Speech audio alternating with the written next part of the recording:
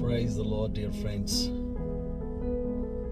ఈరోజు దేవుని యొక్క వాగ్దానం, దేవుడు నిన్ను కరుణించును గాక. ఈ మాట యోసేపు తన సహోదరుడైన బెన్యామీనుని ఆశీర్వదిస్తూ దేవుడు నిన్ను కరుణించును గాక అని పలుకుతాడు. దేవుని బిడ్డలారా, దేవుడు మనల్ని కరుణించాలంటే మనము దేవుని ఆజ్ఞలు గైకొనాలి. దేవుని యొక్క వాక్యానుసారంగా మనం జీవించాలి.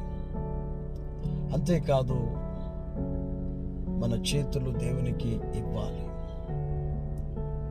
మన కన్నులు కూడా దేవుని వైపు చూడాలి. ప్రియ నేస్తమా, అప్పుడు తప్పనిసరిగా దేవుడు నిన్ను కనికరించి, నిన్ను ఆశీర్వదించి, నిన్ను దీవిస్తాడు. అట్టి కృప దేవుడు మనకు అనుగ్రహించును గాక. God bless you.